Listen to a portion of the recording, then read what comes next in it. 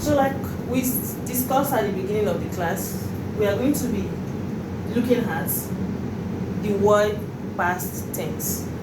And we'll be giving some examples of past tense. That's going to be all about today's class. It's going to be very brief. Previously, we've been talking about verbs, and we've discussed verbs in various ways. We've discussed several examples of verbs. So we're going to build today's class on the previous lesson on verbs. We're going to build the knowledge of this past tense on what we've learned on verb. So we're going to start this class by refreshing our memory on verbs, on what we have learned on verb. So I want examples of verbs. Give me some verbs. As we learned that verbs are very similar to action words. Actions that are from things that we do. So give me some words, some verbs. Abdul, give. Good. Mary, John. Sarah, take. Okay. Okay, sleep. Another one, we're going to have like 10 verbs on the board as foundation to what we are learning today. Give me another verb. What did you say? Cry.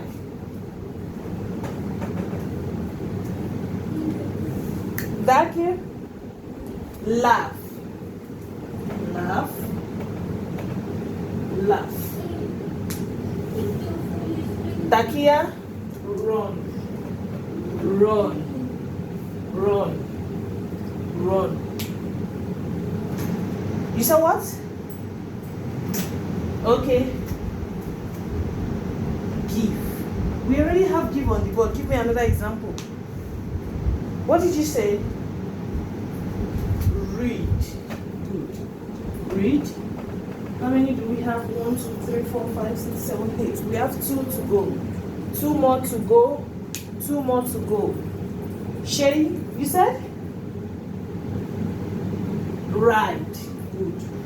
Right. All these are verbs. They are what? Verbs. The last one is going to be drink. Drink. Drink.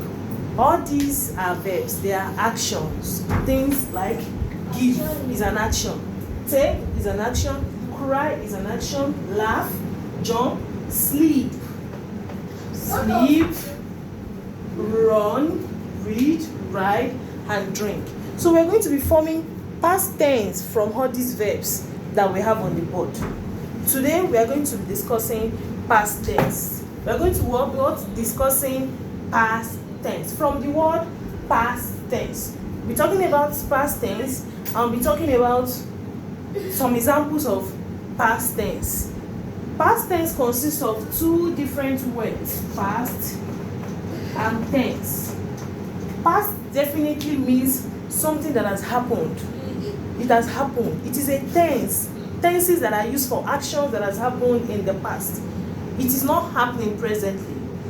It's not going to happen tomorrow. It is not going to happen in the future.